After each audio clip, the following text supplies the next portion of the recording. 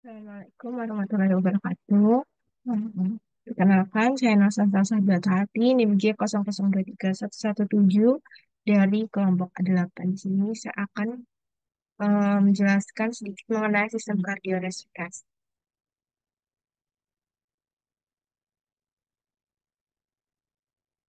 Yang pertama ada faring, di mana faring itu kan merupakan saluran muskulum membranosa dengan panjang 12 sampai 14 cm yang menghubungkan kavitas nasi dan kavitas oris menuju faring dan esofagus. Nah, bagian dari faring sendiri itu ada tiga. Di sini seperti yang terlihat di gambar sebelah kiri, itu ada nasofaring yang bagian atas yang ungu, ada orofaring yang kuning, dan juga ada laryngofaring yang hijau ini. Nah, dimulai dari nasofaring. Jadi, letak skeletopis dari nasofaring itu adalah vertebra cervical 1 sampai 2 yang berfungsi sebagai respirasi. Nah, di nasofaring itu ada apa aja sih? Jadi, kalau di nasofaring itu dia ada osteofaringeum tuba auditory, lalu ada tonsilla faringea, lalu ada torus tubarius, ada recessus pharyngeus, dan juga ada torus levatorius gitu. Yang kedua, orofaring. Orofaring ini letak skeletopisnya di PC2 sampai 3 dan fungsinya sebagai sistem pencernaan. Nah, kalau di orofaring yaitu ada arcus palatoclosus, lalu ada tonsilla palatina, ada arcus palatopharyngeus, dan juga dia itu ada isthmus fautium. Nah, ini jadi gambarnya yang ismosodium itu ini. Ini tadi Arcos palatopharyngeus. Dia kan masuknya ke orofaring ya. Lalu next kita ke laringofaring. Kalau laringofaring itu dia letak skeletopnya di VC3 sampai 5. Nah, dia itu terdiri tersusun pokoknya di laringofaring itu ada recessus piriformis dan juga aditus laringe gitu. Gambarnya bisa dilihat ini. Oke, next. Jadi ini ada jantung.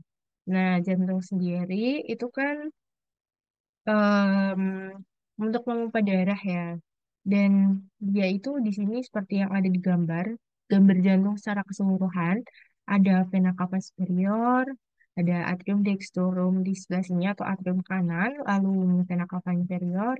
Di sini ada arcus aorta, kemudian di sini ada arteri pulmonalis dextra, arteri pulmonalis sinistra, yang umum.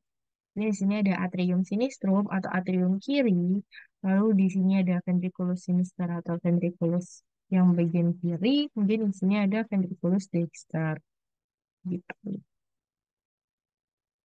Nah, ini struktur interna dari jantung dimulai dari bagian atrium dexter dulu. Jadi di atrium dexter bagian dalam itu ada bagian halusnya disebut sinus venorum cavarum. Lalu ada bagian kasarnya disebut musculi pectinati auricula dextra.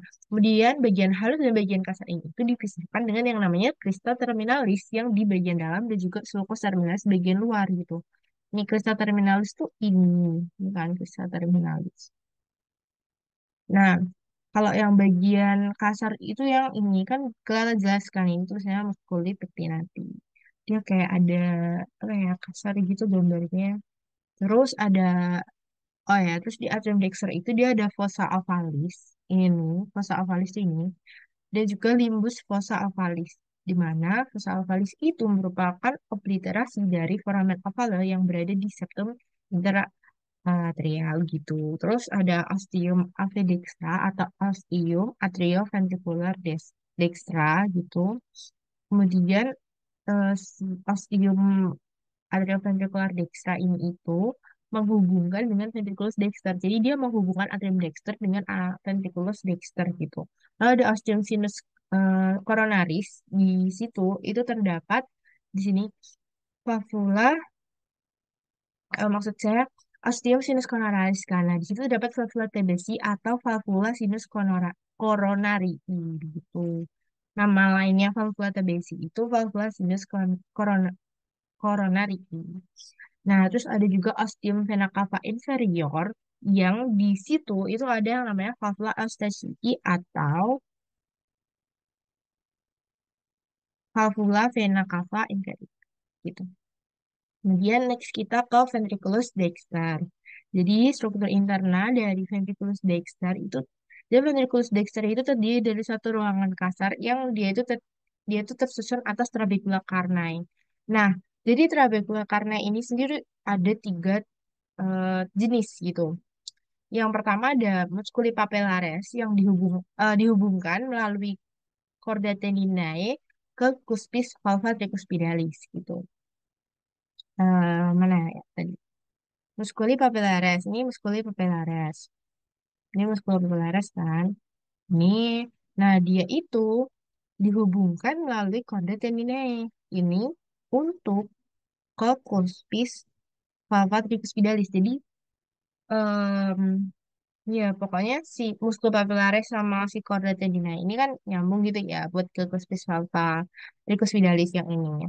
Lalu ada trabecula septomarginalis yang di situ tuh terdapat bundle of his. Di sini ada bundle of his yang merupakan salah satu sistem konduksi dari jantung.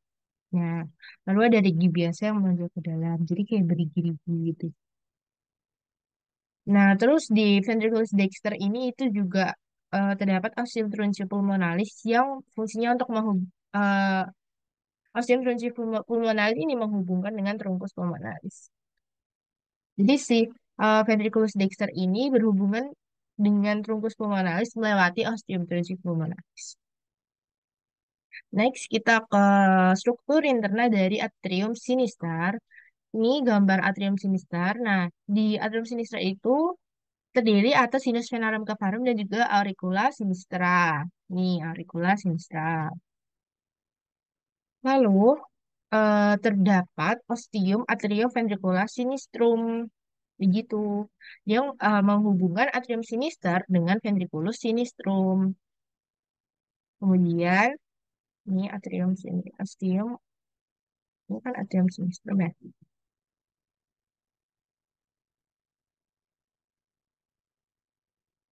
Valvula mitralis ini di sini. Kemudian ada pada atrium sinistrum itu ada septum inter ya pada septum interatrial itu tampak fossa ovalis gitu di sini. Di septum interatrialnya atrium sinister itu ada fossa ovalisnya.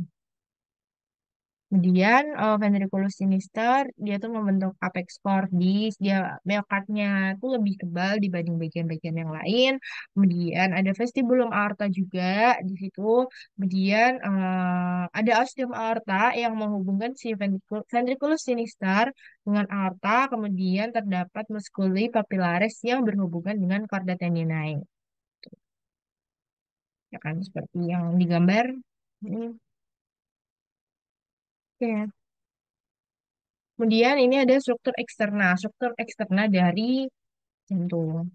Nah, jantung bentuk dan orientasi jantung itu kan seperti piramida terbalik, seperti yang digambar, yang berdiri di atas satu sisinya, yaitu berada di dalam kavitas torakis dan apeks piramida ini itu menghadap ke bawah, depan, dan ke kiri, sedangkan basisnya itu berada di arah kebalikan apeks dan menghadap ke posterior.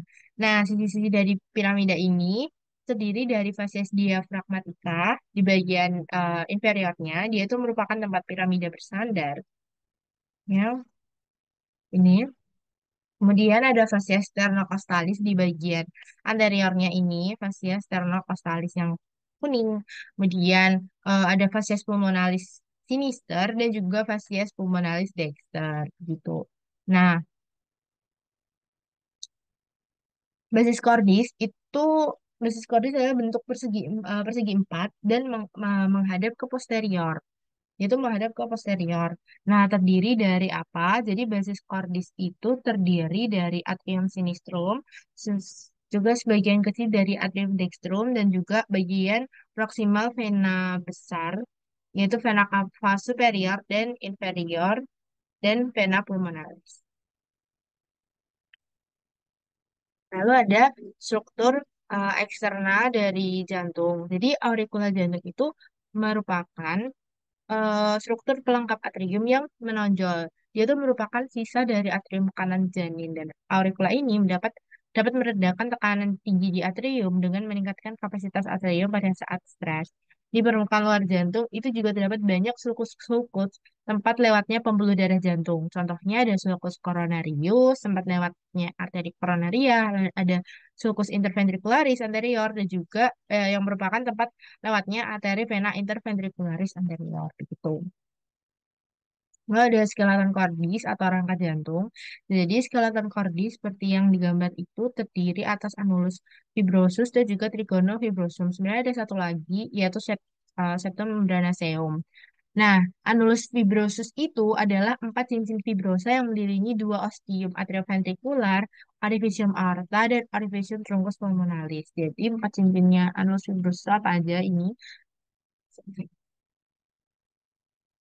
Ini ada anulus fibrosus valva pulmonalis yang pertama, lalu yang kedua ada anulus fibrosus valva aorta, terus yang ketiga ada anulus atrioventricularis dextra, dan yang keempat ada anulus atrioventricularis sinistra.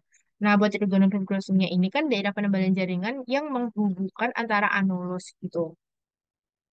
Nah, trigonal fibrosum ini itu hanya ada dua, yaitu trigonal fibrosum sinistrum dan juga trigonal fibrosum dextrum.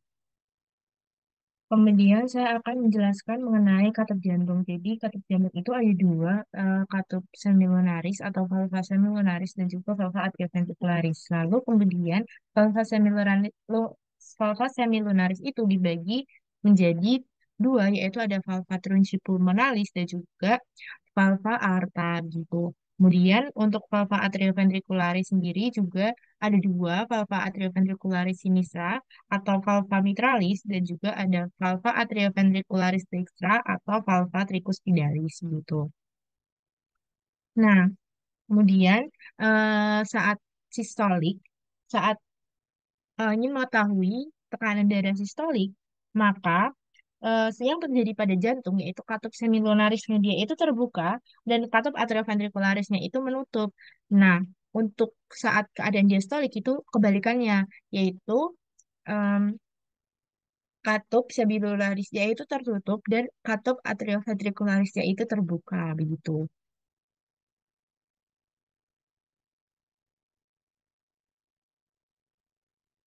Nah, ini ada alur dari katup jantung. Yang pertama, darah dari vena cava itu masuk ke atrium kanan. Nah, tekanan di ventrikel kanan itu menurun. Kemudian katup trikospidnya terbuka. Nah, darah masuk ke dalam ventrikel kanan. Kemudian ventrikelnya kan berkontraksi dan dia meningkatkan tekanan darah gitu kan. Lalu ketika tekanannya naik, katup pulmonalnya terbuka. Nah, kemudian darah menuju paru-paru dan masuk melalui atrium kiri. Ya kan, setelah masuk ke atrium kiri, tekanan yang ada di ventrikel kiri itu menurun. Nah, karena tekanan ventrikel kiri ini itu menurunkan, katup mitralnya itu terbuka. Nah, katup mitralnya terbuka, kemudian darah masuk ke ventrikel kiri, terus ventrikelnya berkontraksi, dan katup aortanya itu terbuka, kemudian selanjutnya darah itu menuju ke bagian tubuh lain. Nah, ini ada mekanisme dari katup jantung. Jadi, sesuai gambar yang di atas, when pressure is greater behind the valve, it opens. Jadi, ketika tekanan itu lebih besar di belakang, jadi dari belakang katup tekanannya lebih besar, maka si katupnya itu akan terbuka. Namun, when pressure is greater in front of the valve, it closes. Jadi, ketika tekanannya itu lebih besar depan di depan katup, maka katupnya itu akan tertutup gitu. Next, ada mediastinum. Nah, mediastinum ini itu adalah pemisah atau partisi tengah yang lebar yang memisahkan dua kavitas pleuralis di sisi lateralnya. Nah, mediastinum ini itu membentang em, dari sternum sampai corpus vertebra dan dari apertura thoracica superior sampai diafragma gitu.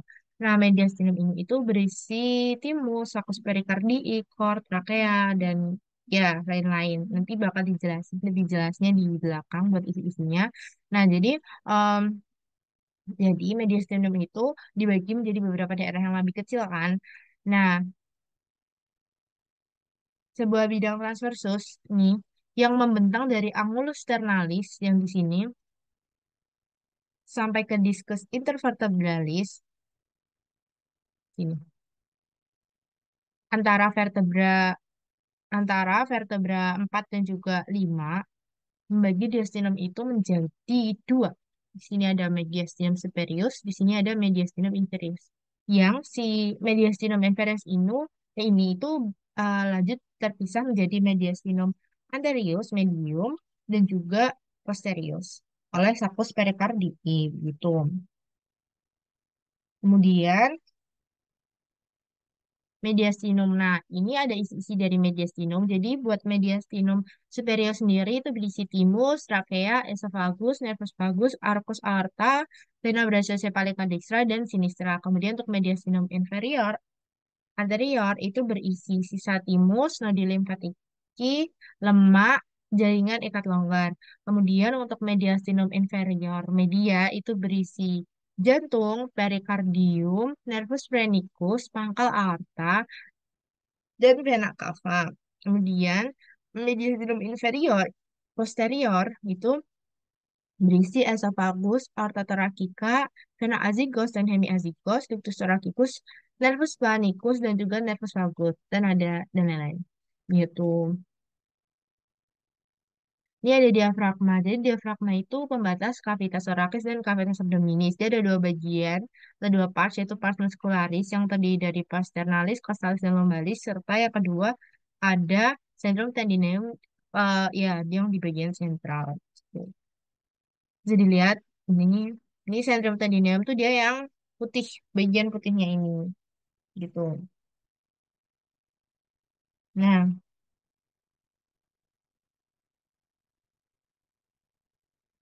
oke, jadi next. Ini ada lubang diafragma. Nah, lubang-lubang apa aja sih yang ada di diafragma? Seperti yang ada di gambar ini, itu ada hiatus aorticus, yang ini hiatus aorticus, letaknya ada di VTH12, yang keluar dari hiatus aorticus itu ada aorta, ductus thoracicus,